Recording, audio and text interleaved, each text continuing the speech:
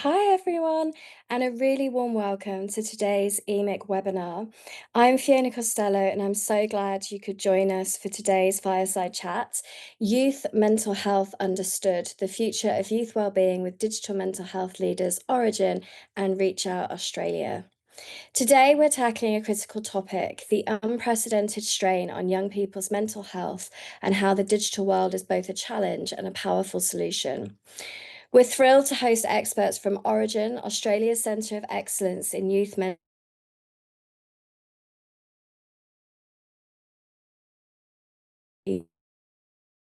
people. They'll explore how digital services are evolving to meet these rising needs, focusing on what's truly working and how we ensure innovation is grounded in evidence, and most importantly, the authentic voices of young people. You will hear from our wonderful speakers very soon, but first, as always, I just have a few quick things to mention. Firstly, please feel free to share your current location or area of interest. To do so, you can click on the three dots next to your name tag, choose Edit, and add your country or area. This allows you to connect with others who share similar interests. If you have any questions for the panelists during the webinar, please feel free to post them in the Q&A box. During the Q&A session, I will do my best to include as many of them as possible in our discussion.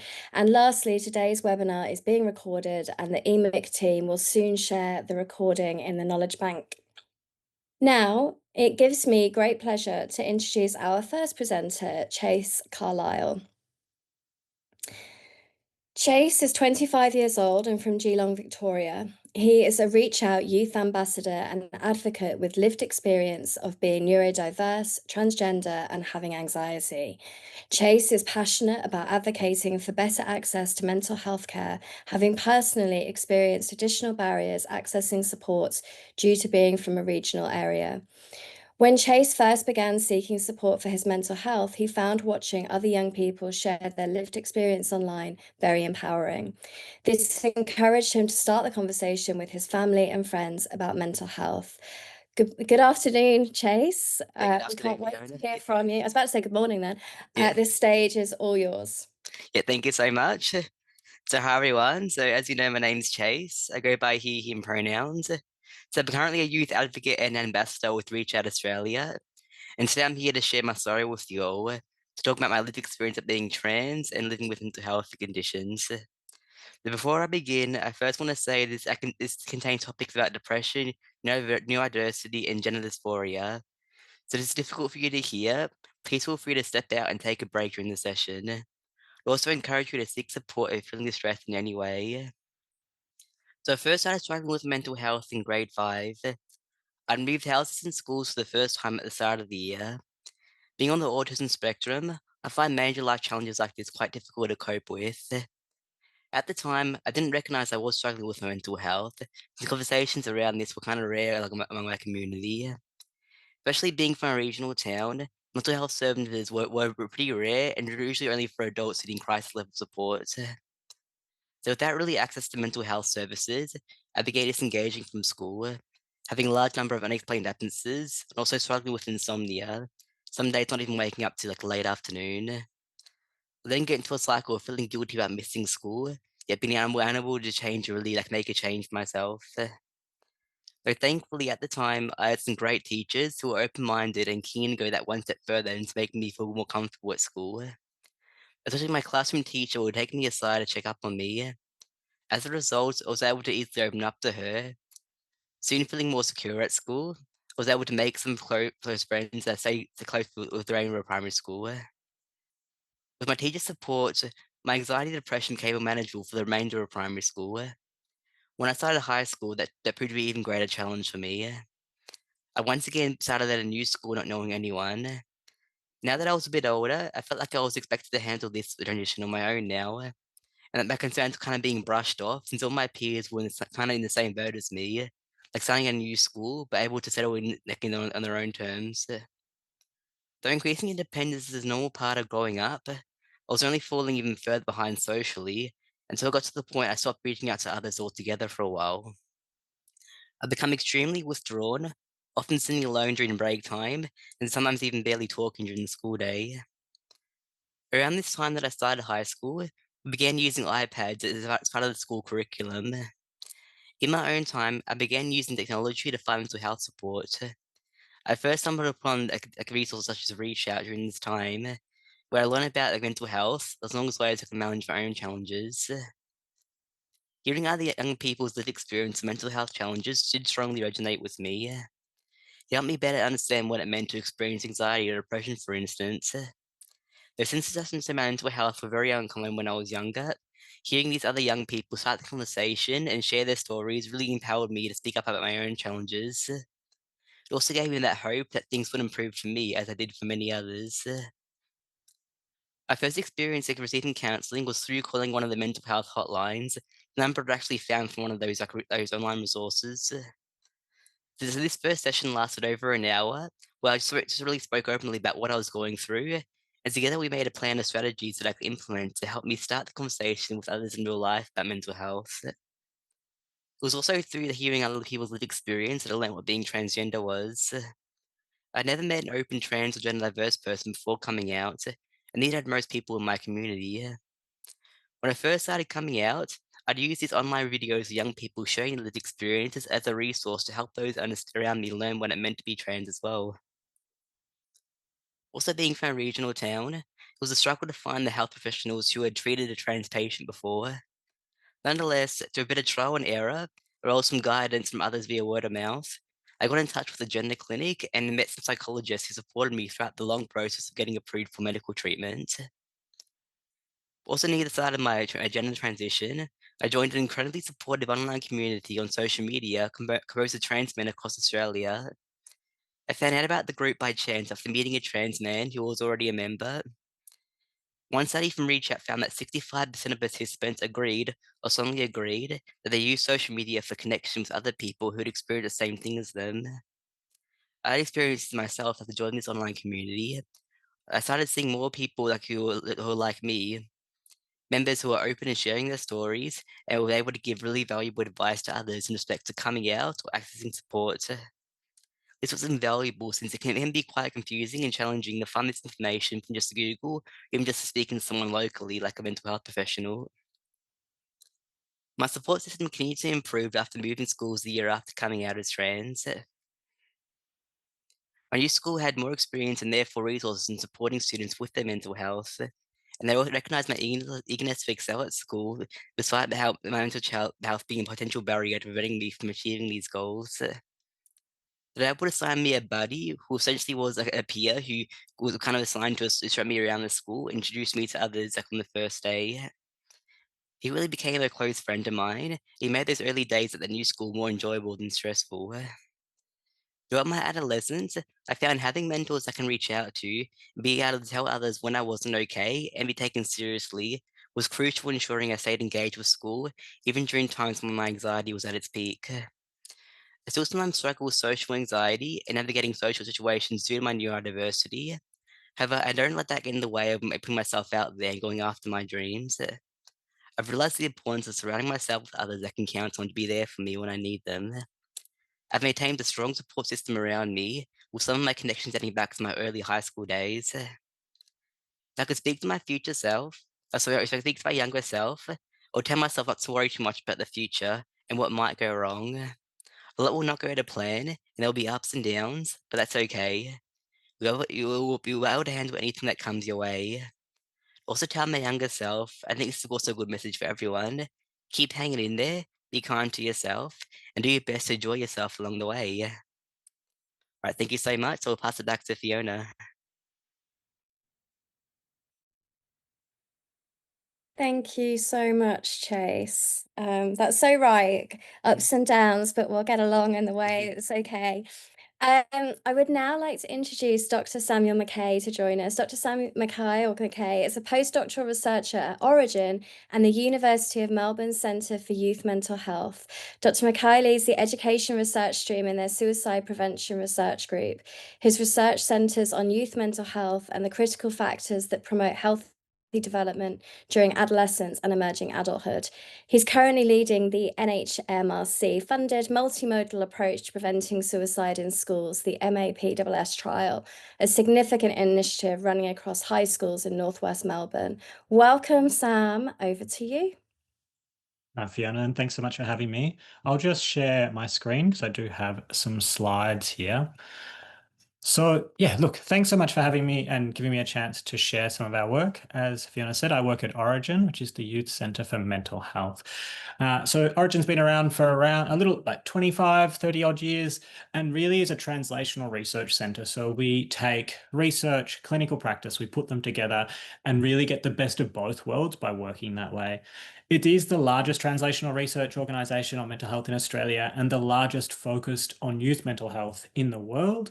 And we've got over 500 staff working for us, and that includes groups like research, clinical services, knowledge translation, policy and advocacy, and also Orygen Digital, who does digital specific products.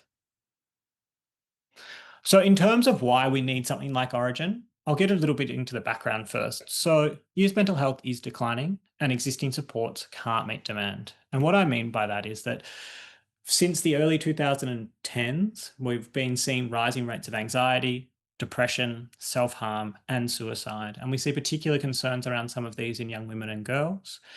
And one of the things that we've known for a long time is around 75% of mental illness onsets before the age of 25. And when we intervene early, we can actually make a real difference in people's lives. So getting in early before that 75% of people transition into worse states or situations can actually make a world of difference across the lifespan. And one of the other things I wanted to note here is that we are seeing these patterns sort of worldwide. We also might be wondering, well, like, why is this happening? Why is it getting worse? And there's a few what we call global megatrends that might be driving worse mental health. So things like climate change, harmful social media use, declining social cohesion, so people being more distant, things like bullying, those sorts of issues, socioeconomic precarity, so people being worried about jobs, housing costs, these sorts of issues. All of these are kind of coming together at the same time to create an environment where young people feeling increasingly concerned about their futures and also their present. What are the opportunities going to look like? What's the world going to look like for me? And this starts to take a toll on people. And so these are some of the sorts of big ideas and concerns that we're kind of grappling with in this current society. And the other part of the equation is that existing systems and supports don't meet youth needs. So often people can't access services, a little like Chase's story, particularly youth from regional or remote areas or youth in developing nations. And then even for those who do access services or are able to get support, it's not always aligned with need. So people might access an emergency department in high levels of distress that's really not responsive to youth needs. So we need ways of better supporting that. And one of the sorts of areas that we've really looked at of making more youth-friendly services at Orygen are digital supports. So some of the supports that we have are really built all on a similar sort of principle. So we've got 5 that I'll introduce, but they start with co-design. So we work with young people, sector stakeholders to make sure that we're building things that are aligned with need. The evidence back, so we draw on the evidence that's existing for what we know works, and then we build that into an ongoing sort of development cycle. And we're talking about the digital side of things here. So the first of these that I'll mention is MOST. So it stands for Moderated Online Social Therapy. It's a free professional one-on-one support community of other young people service primarily. That's where it started. So you could get support from peer workers or clinicians, but then it's also got things like therapeutic journeys and a library of content on a range of mental health topics to help young people. And it's now able to be accessed by individuals in Australia, or you can also do it with a clinician. So this idea of blended supports, which is increasingly important. And young people are telling us that it's great to have digital, but I also like to be able to talk to a person sometime. Another tool that's been made by Orygen is Mellow, and it's another free app, and it's specifically focused on worry, rumination, and stuck thinking. So when someone gets stuck, they're worrying at night, 2 o'clock in the morning, stuck in these sort of rumination cycles. This app has been designed specifically for that. Takes therapeutic tools and makes them easily digestible and accessible when therapists might not be there. Now, from our team, where I sit within suicide prevention, we have the Chat Safe guidelines. So these, or the Chat Safe program. So these are the world's first initiative to help young people communicate safely online about suicide and self-harm. And they include guidelines and campaigns. And they've reached over 15 million users globally. And now they're kind of integrated within the tech platforms. And really where these guidelines sit is in this space of acknowledging that young people are going to be online. It's too late. We're not going to stop them. Prohibition's not going to work. But then if that's the case, how do we support young people to have safer and better conversations online? Now, another app that I've been working on recently is a suicide prevention app for international students called Bud, which is focused on giving students the tools to manage stress, loneliness, and low mood, and also help them go into the suicide prevention space in a way that is a bit more accessible for people from culturally and linguistically diverse communities. And what I mean by that is that when we talk to students, they said, if you put suicide prevention up front on an app for us, we're never going to touch it. But we do want to be able to help our communities. So one of the things we actually did was we built in a small suicide prevention skills course there, which was focused on helping others. And that was a really accessible point of intervention that students said, yeah, I could do that. And it felt like it was about others, so it made it less personal and direct, which they suggested would give them the access without having to worry too much about the stigma or things like that that can come with this. Now, the last one that I will mention is Reframe It. So that's an online CBT program designed for young people at risk of suicide, and it's actually delivered in school settings. So the MAPS trial that Fiona mentioned, we went to schools, we identified students who were having thoughts of suicide, and then they got to do this 8-week online CBT course. They'd go to the school wellbeing office, they'd do that, complete it pretty independently, but there was a wellbeing staff member at the school there to help them in case any issues came up. And all of these, with the exception of Bud, which is still in its first trial, have got really strong evidence bases to show they work and they're safe. And this whole model, as I was kind of saying earlier, builds on this idea that we can take the research, translate it into tools, translate that into care, and then feed that back into research. And that's very much what we're trying to do with our work here at Orygen. And we can chat more in a little while. Back to you, Fiona.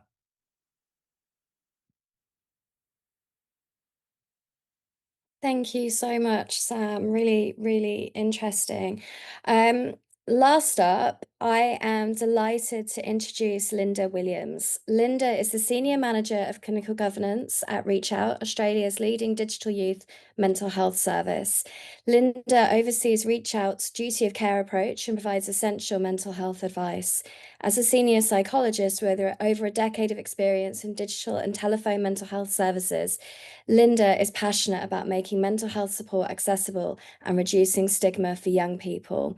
Thank you, Linda. Over to you. Thanks, Fiona. I am also going to share my screen and share a few slides.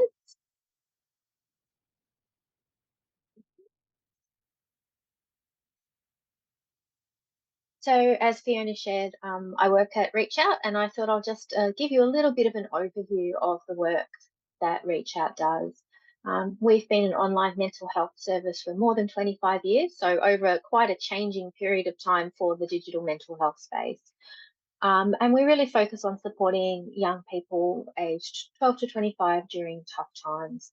And that can be no matter what challenge young people are facing. So it does include problems that we might consider problems of everyday life, but problems when they're not addressed that can lead to poor mental health outcomes. So it might be something like exam stress or bullying or stress associated with cost of living, all kinds of everyday problems, right up to people who are experiencing mental health challenges, can come along to reach out and access free online and anonymous support. All our services are designed with and for young people. So they are youth focused, they speak in a language that young people relate to and understand. We've got a wide range of content and resources on our website, so some people might just have a bit of a look, read maybe one article, whereas other people might spend a bit more time. So it's got that flexibility of structure that can work really well for this age group.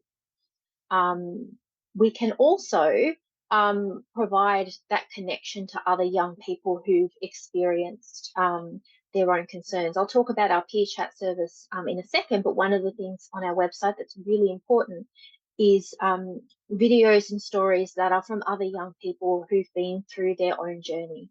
And that can be meaningful, much in the same way it was really meaningful a few minutes ago to hear about what Chase's experience. Young people really connect to hearing from others.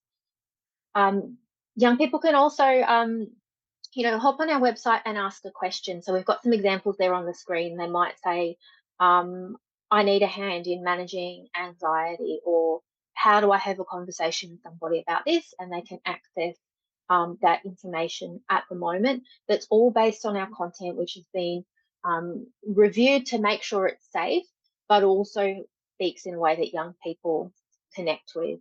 It doesn't come across as sort of an authority, which sometimes we find is a challenge for young people, particularly when they're in the first stages of accessing support. We find that it's really important for young people to feel like they're in control of their journey towards accessing support. As I mentioned, one of our really services that I really love talking about is peer chat. So that is a space where somebody can have an online text-based chat with a peer worker who's had their own lived experience of mental health challenges and has had training in how to support young people with it. So that is a free service that people can access, very low barrier to entry. You can kind of just hop on the website and click on the link to access that. And I think that just really is so welcoming for young people who really value that idea of talking to somebody who's been there. And then I did also want to briefly mention, although the focus in today's discussion is young people, we do also have resources and support for the parents and carers of teens, because that's a really important part of overall mental health support. So we've got a whole range of resources that are designed for parents to help their mental health literacy and help them feel confident in supporting their kids. And also we've got an option for parents to actually have up to 4 sessions of one-on-one support with a coach who can help them come up with a plan for how they can best support their young person through challenges.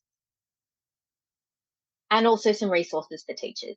So we've also got some classroom resources that cover topics relating to student wellbeing. So I know one of the topics actually relates to social media skills and how young people can address that. There's wellbeing related resources that sort of deal with self-care and with mental health literacy. So that can also be a really good option. Yeah, so that's just a bit of a summary. I thought, helpful for you to have context about ReachOut and what we do. But as I said, like really core to our service is making sure that everything we're doing is really informed by what young people are wanting and is done with their input throughout the process.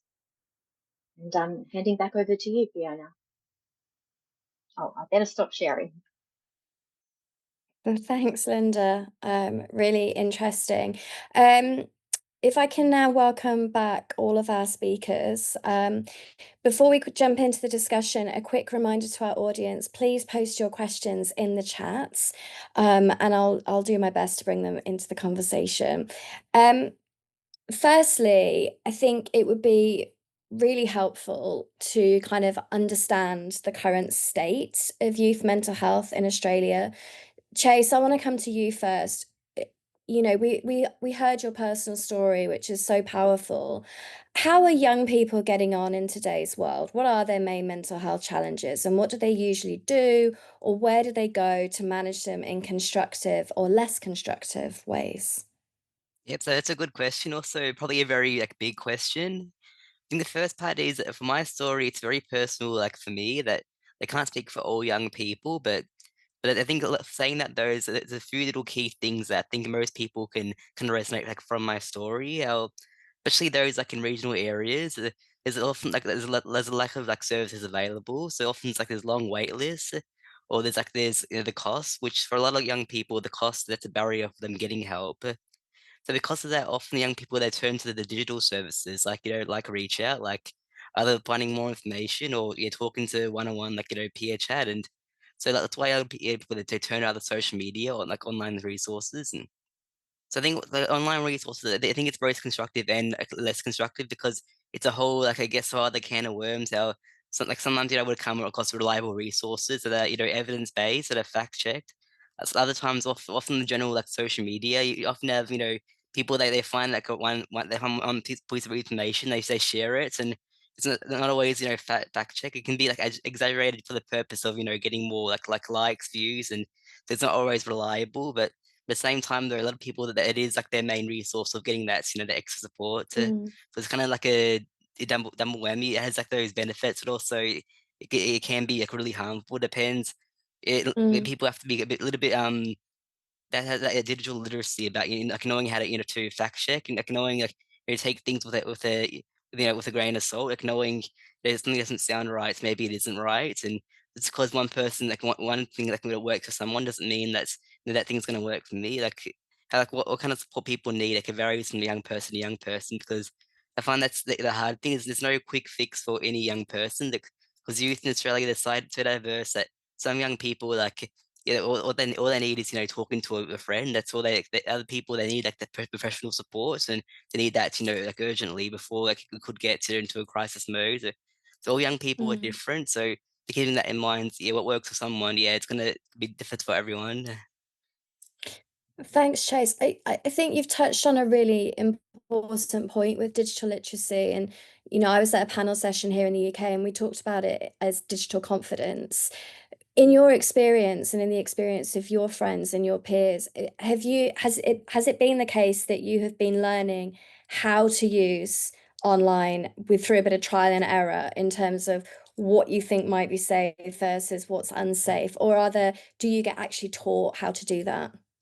I think definitely it's a learning curve like for like really all of us. So I think especially for young people because we're the ones like on I guess online like mostly like we grew up with like the internet, and so it's mainly for us so we're kind of teaching ourselves like how to navigate the online space, how to tell what's real, what's reliable and not. And I think especially for me, I was kind of like the one who kind of taught like my teacher's parents like how to use how to then navigate it, and so I was like the one who kind of like taught myself, and like speaking with my peers, we kind of like supported each other a bit, and though amongst ourselves we kind of learned together, and then we kind of that's one of the few things we kind of we kind of joke around. That's the with like social media, we teach like the teachers and parents like how to use it and how to like navigate it, but I think for amongst my friends, it's something that comes in more naturally for us. Yeah.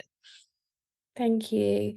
Linda, Sam, I just wanted to ask you, in terms of the sort of the macro you described and sort of Chase's perspective, is that consistent with what you've been seeing in your work with Reach Out and Orygen? Yeah, absolutely. I think Chase mentioned people are often accessing information online and through social media.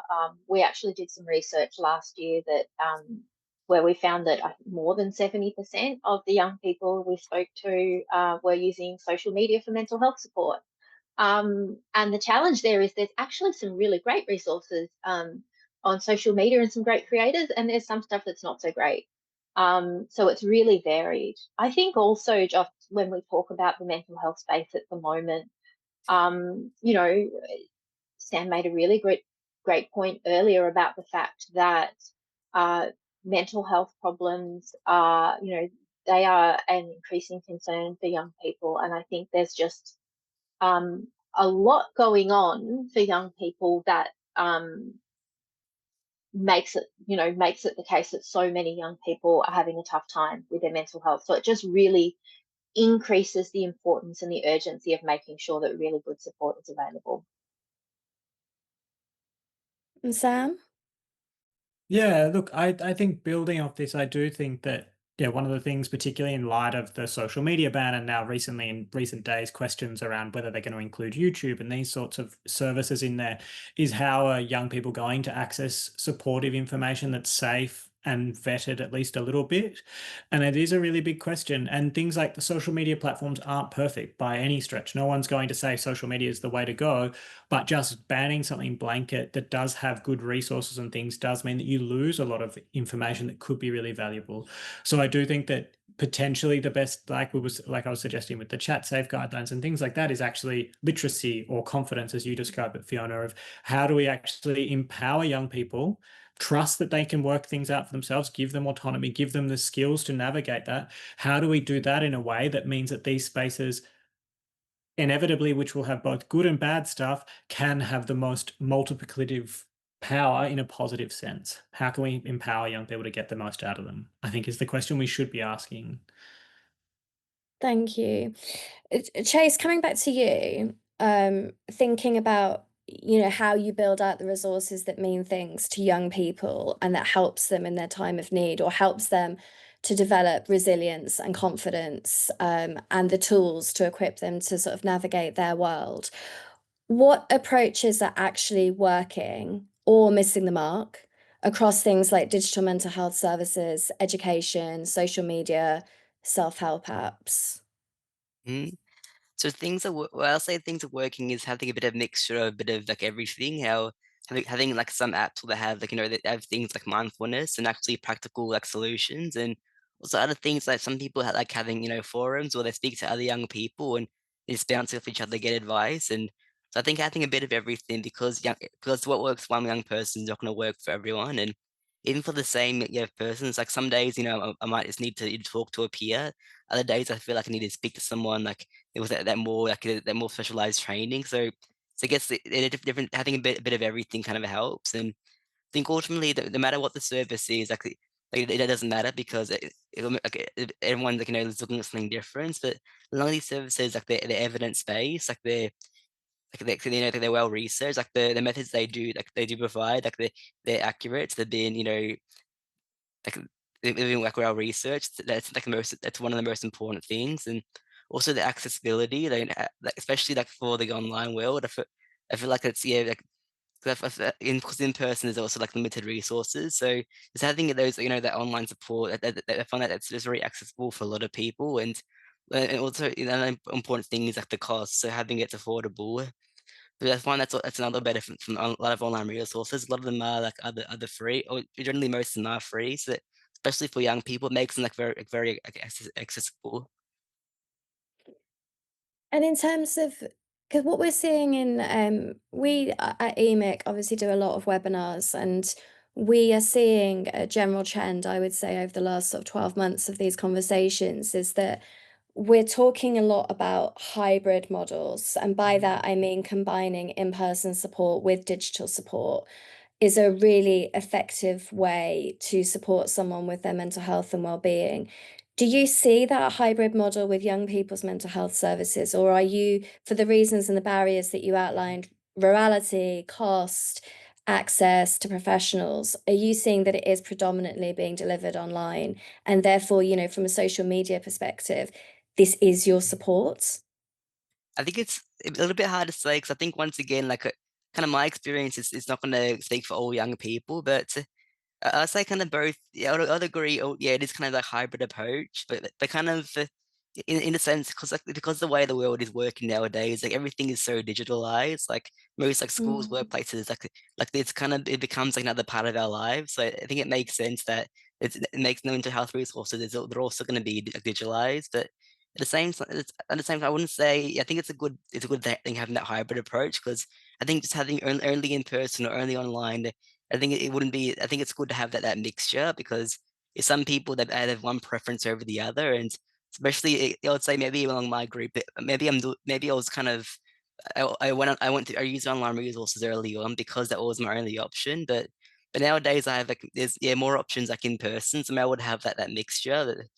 I think it's it's either personal preference. It's also the way like the world like the current like the digital world is, and there's also a bit of just what's available out there. So I think it's Mhm. important having all those options, but keeping in mind, some people choose one or the other. Some people have no choice. That it's in person, even though they would prefer in person's resources, it's not available for them.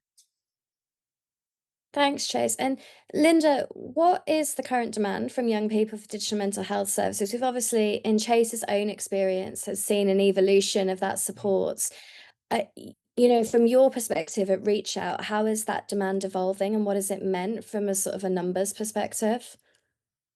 Yeah, I think there is a lot of demand for online services. Some of the ways that people access online services um, change over time in terms of are people interested in going to the website of a mental health service, or do they want to access it via their social media feed, for instance, and like view that mental health services might have tips on like on Instagram or TikTok? They might be, okay, I'll have a look there versus will I actually come to the website? I think that's very much changing. I think what's also changing is people's expectations when it comes to what kind of support they expect to be online and how responsive they expect it to be. Um, and it was inevitable during this conversation at some point somebody would say the word AI. But AI has sort of does have an impact there where a lot of young people are actually using that as a way to access support. And we can obviously talk about the benefits and risks of that, but it means that they're expecting services to be able to be responsive and to personalize, and that's carrying through not just from services that might be AI that aren't designed for mental health, but they want that same ability to be responsive in the mental health services they're accessing. They want the services to be more sophisticated compared to if we look several years ago when perhaps that was less of an expectation.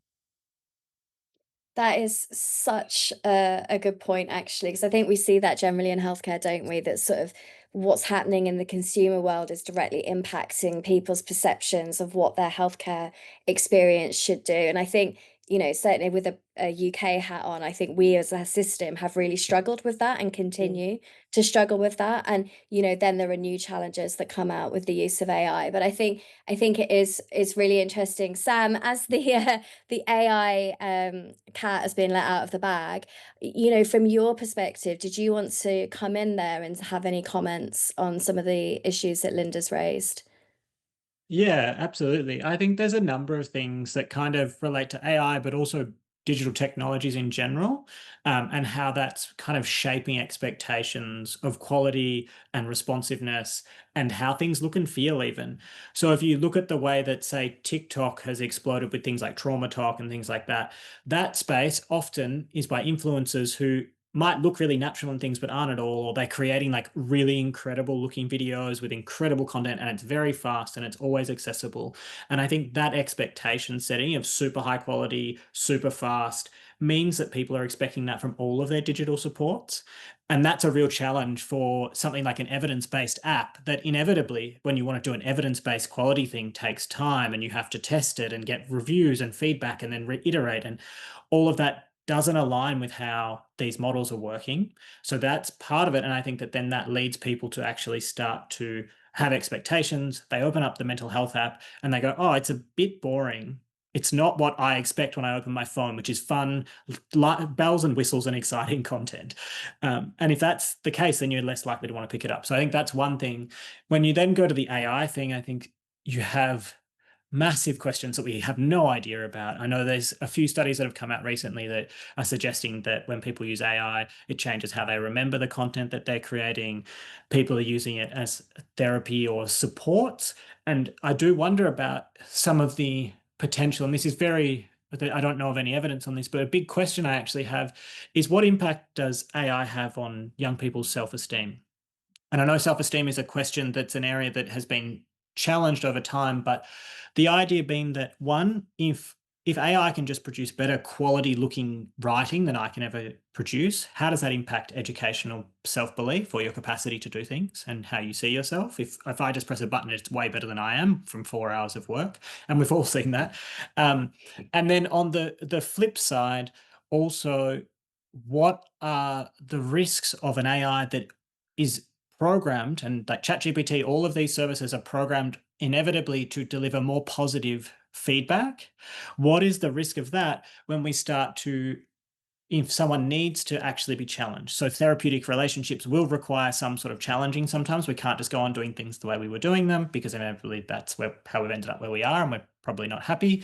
So what happens when we start to have these sorts of challenges and things, and how does always getting positive feedback impact on how we respond to that? So these are just some questions that I think we're kind of grappling with.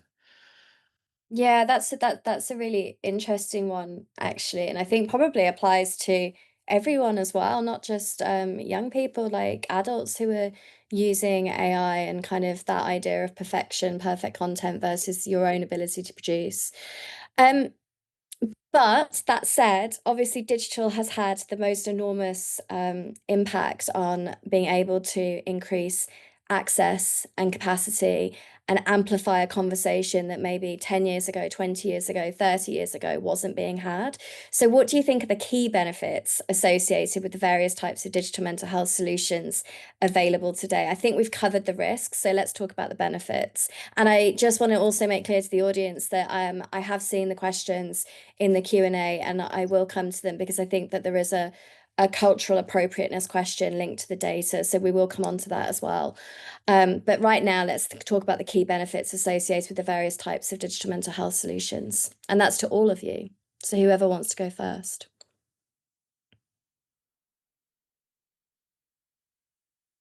Sam, I'm going to pick on you. Yeah, sure. So I think the first thing we can talk about is access, right? That you open up access to a number of people who wouldn't have been able to get this information or support previously, whether that's for location reasons, cost reasons, whether it's too stressful or scary, or there's too much stigma in their community to walk through a front door of a mental health support. And that is in all communities. Doesn't matter what community you're from, there is still mental health stigma that's very present. And so often a digital support will feel like a safer entry point. So I think all of these sorts of things mean that more people are probably accessing care than ever would have before, which is great. I also think that we are able to access care at times where people wouldn't otherwise traditionally be able to access care. And you talked about blended models earlier, and the idea that you can see a therapist, for example, once a week, but then when it's 2 o'clock in the morning and you're feeling terrible, you can have an app that can give you a bit of extra support when your therapist isn't available, or a chat support, or whatever it might be. That means that there's something there when people most need it, when they once wouldn't have been able to. So I think that access is a huge thing.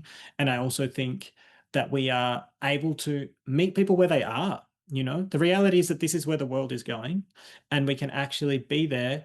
And if we do it well, we can be on the forefront and really improve people's lives just by being in the spaces where they are. And particularly for young people, where increasingly their lives are spent online, it makes total sense that we're actually there and meeting them where they are so that they can get the support they need where they are, rather than having to be told, oh no, you just need to go into a brick and mortar support service, go see someone there and everything will be good. You're actually at where they are and trying to meet them where they're at. And Linda?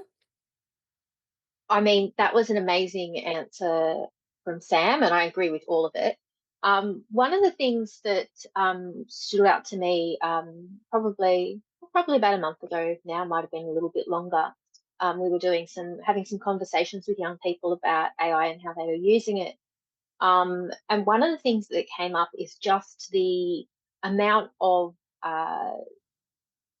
control, autonomy, I suppose is what I'm looking for, that it provides for young people. Because if you're talking to an AI or an AI-based tool, you can really personalize it to what you want. If you want a supportive presence, if you want it to be more of a casual, friend-based tone, there's the potential to have something that is highly personalized as well as accessible. Because even if you look at existing anonymous services that might be available 24/7, like helplines and crisis lines, I think a lot of young people would go, well, I don't want to bother them at 3 a.m., but they don't actually worry about bothering the AI thing at 3 a.m. So, like, I think just the accessibility, although it's been said before, I think that is just so central to why people engage with these kinds of things. So I think that, is a key part of how it can actually be beneficial, because the first step for people to benefit from something is that people will actually use it. If people aren't going to engage with it, they're not going to get benefit. So when something's really highly accessible, you've kind of addressed the first problem of them benefiting from it. And Chase, do you have anything to add? I think they're both really good points, and I think we've really touched on this a lot tonight. But is there anything I could add to that? Is I think just thinking about the time and efficiency, how with in-person services, you could have wait weeks or even months or longer for an appointment, but really with online you can do it really anytime at any time of night, not just outside of business hours. Is that service available? So really just that efficiency, that's another key benefit to it. Thank you. I guess we talked a little bit about this before we started this conversation. I think it's an important question, which is obviously 2.5 years ago, 3 years ago, no one was talking about generative AI. And we do know that the quality of the output from AI is very much determined by the quality of the input. So, in technical terms, I believe it's called prompt engineering as a non-AI expert. But I guess from the Australian perspective, how have services and schools and young people themselves been able to keep up to date with that conversation and being able to kind of understand? And I guess it's a trial and error, but it would be really easy, I imagine, if you didn't necessarily have exposure to that conversation about quality of output, quality of input, that you could get a very different response depending on who you are and depending on how you ask the question. So, how are we equipping young people to navigate that? And equally, likewise, how are we sort of, when we are using services in this way and we're starting to use this kind of super amped functionality, how are we equipping those who are developing these solutions? I guess, Sam, in your experience of developing tools, I'm going to come to you first, but then Linda and Chase, I think from both of your perspectives, understanding the skills and knowledge that comes with the use of Gen AI would also be really valuable to hear from you guys as well. Sam? So I think there's a couple of things. Yeah, a couple of things I can say.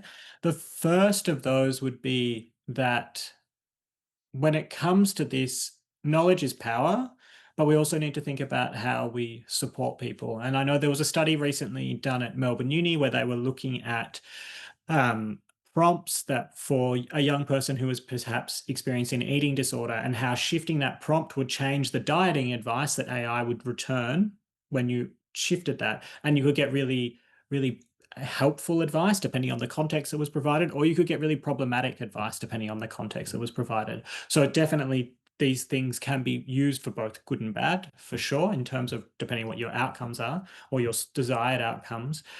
One of the things that we're looking at now in our team is those chat safe guidelines that I mentioned of actually starting to look at that for AI and looking at that for different disorders like eating disorders to sort of say, well, what is it? What would be best practice prompts? What would be the best way to engage with this that would be safe and supportive and get you the sorts of supports that you might need when you're looking for them? And so that we can actually identify what that might look like and then how to help young people. Because I think at this stage, in terms of our knowledge of that, it's so new and it's so quickly developing that we're not 100% across what's going to be safe and what's best practice.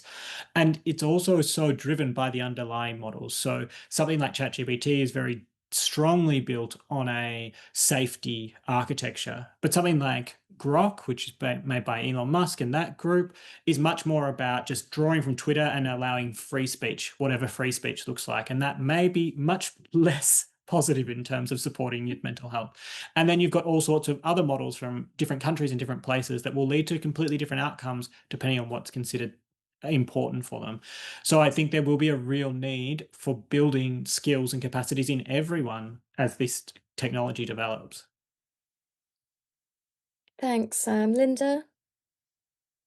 Yeah, I very much agree with that. I think things like, it is similar to the way that we might approach social media and like understanding things like how the algorithms work, that kind of stuff is important for young people. But it's still, I think the recognition there is that it's really important for young people to also understand that from an AI perspective.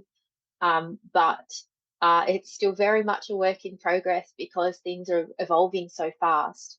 And I'd say the other space where that's really important, apart from young people, is parents and carers, because they're often the sort of the people who are supporting young people, like in the most direct and sort of first line of support way. They're often the people who are doing a lot of work in supporting young people's general literacy, also their mental health literacy. I think there's a need for that as well, because I suspect that the younger cohort will pick up the proficiency with all of these new tools much more quickly than parents and carers. So there's also going to be a need to support them.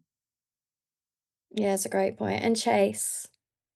Aside from this, something interesting. So I'm currently at 25, and was talking to like my friends like around my age, like none of us really kind of use AI, or we don't really see like a need or interest just yet to really like use AI. So, but I think That's saying that really though, interesting. compared to like let's say you ask like an 18-year-old or that's like the same question, I think it'll be like a whole other. I guess it's kind of like it's like my generation with like social media. It's like we're digital, like kind of that's how we grew up. But I think like personally, I think yeah, for my I think I find people around like my age group that we're still like we're a bit late to kind of use it yet. So it's not really a part of, I guess for me at least personally, it's not really part of my life yet. And so I think yeah, in the future, I think yeah, definitely like most job markets like will require AI, but at least for the use of like I guess mental health support, I haven't seen the need to yeah, try it yet. And That's really interesting. Thank you for sharing that, yeah, no Chase. worries, yeah. As I make an assumption, as Mhm, not a young person. mhm. I want to come to the Q&As for a second. So Wendy has asked, "Hi team, how do you ensure that the approach is culturally appropriate for Asian and Indigenous groups?" And I think again, this is a really important question in terms of how access is then informing our understanding and representation, and then determining how we might engage with a particular group. Linda, I think I'll come to you from Reach Out's perspective. It'd be really interesting to hear what you see and do. Yeah, absolutely. And I think that's a really good consideration, particularly, because we've just been talking about AI. When you think about the data sets that AI is trained on, there's a consideration there. Have those included enough representation from different groups and enough consideration around how there may be different use of language across different groups, all of those kinds of things. Um, in terms of reach out, I suppose what I can say is how we've generally approached it. And, a lot of our resources are digital, but not AI. It's been really important as part of our co-design process and as part of our process of consultation to think about engaging the groups that we're talking to, and that idea that sometimes you do actually need to have specialized resources.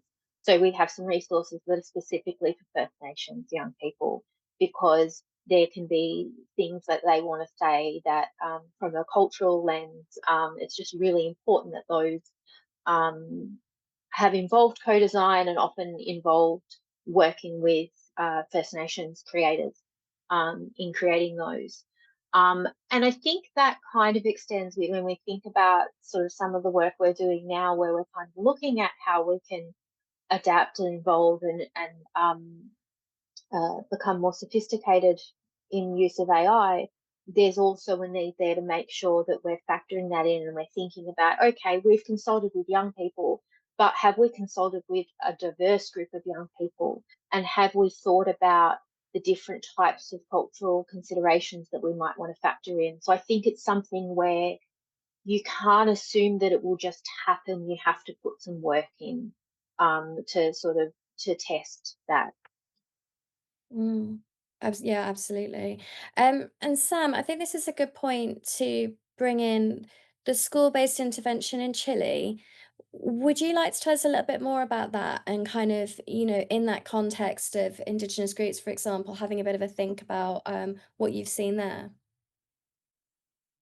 Yeah, so the Reframe It program that I mentioned earlier in the initial presentation was taken to Chile and adapted for local and cultural norms, and then tested in several Chilean schools and showed similar outcomes. One of the things that they did do with that was integrated additional psychological sessions for young people. So there was an addition to how we'd done it previously.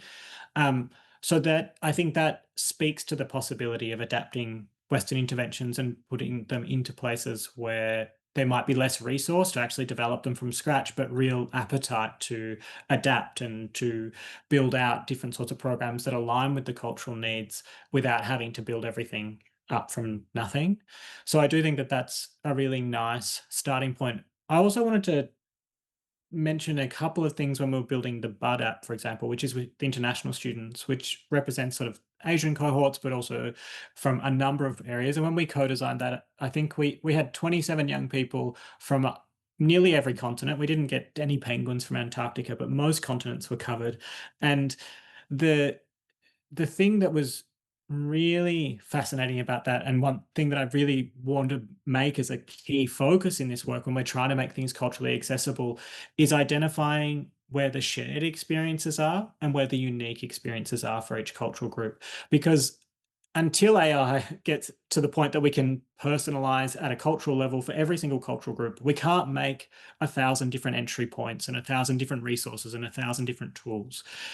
But what we can do is we can work out what are the best bang for our buck by identifying those shared things. And so, as an example, the international students that we talked to were able to speak to, actually, in fact, I thought I was super isolated and lonely in my experience, and that I was super unique in my suffering of feeling like I was finding it really hard and the transition and all of this. And in fact, everyone, regardless of where they came from, what they've been through, had struggles like that. And they all walked out of those co-design sessions being like, the best thing I learned was that I wasn't alone in this journey.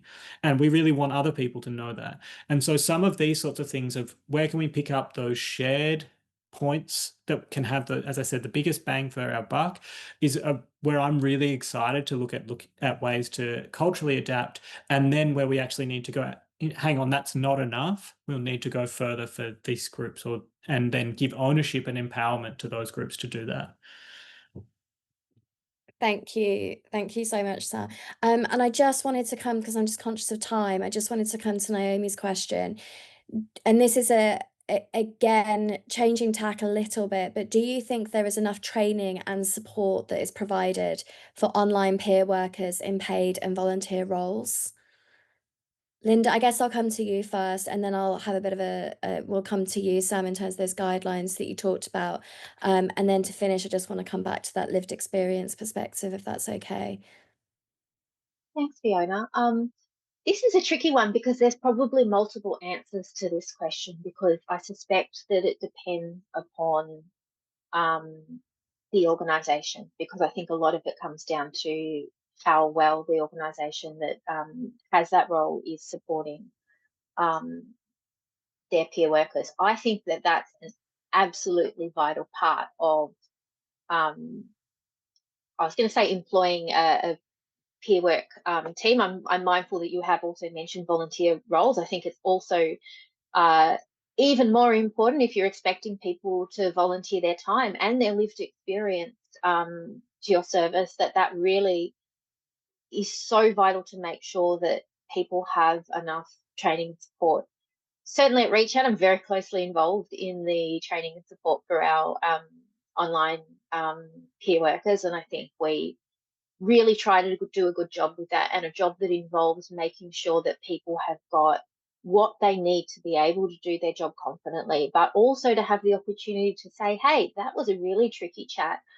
I need to have a debrief with somebody, or, to be able to say, hey, this is the kind of support I need right now, not only to do my job effectively, but to also to make sure that the job that I do and the work that I do does not negatively impact me, because that's, a really core responsibility we have when it comes to a lived experience workforce. Any workforce, but with lived experience workers, you've got to, consider that we're asking people to do something that's very emotionally demanding. Yeah, so I haven't necessarily answered the question. I'd say that I feel like at ReachOut, that's a really big priority for both my team and the support services team in general, and the organisation as a whole. But I do think there's a consideration there that, again, it comes back to, if you want that to happen, it's something that you constantly have to work on. You can't just assume that people will have enough training and support. You have to sort of keep that as front of mind and review regularly. Thank you. I am so sorry. I'm just so conscious of the time now. We're 2 minutes to the hour, but I just first and foremost just wanted to say a huge thank you to all of our amazing panelists, Chase, Sam, and Linda, and to our wonderful audience. Thank you to those of you who asked questions, but also were engaged. I haven't seen so many, I guess they're emojis being used in these sessions, so I think it speaks to the quality of the content this morning and this afternoon, wherever you are in the world. Your participation and insights have really made this a valuable and impactful session. And there are two things that have really stuck with me. The first is that I think that Chase said it at the very beginning that, you know, through your own journey, recognizing that there will be ups and downs, and that's okay. And then the second thing I think in the context of lived experience is that, you know, both of you, in terms of how you've talked about that co-design, and that the act of co-design and co-production itself also reinforces that you are not alone, you're never alone, and that the experiences that you have are more often shared than you may think. And I think that is so powerful for all of us as young people in the room, but also as adults in the room, that we're not alone. So thank you again, and we hope you have a wonderful rest of your day or evening wherever you are in the world, and the recording can be accessed on the eMHIC Knowledge Bank. Thank you, everybody.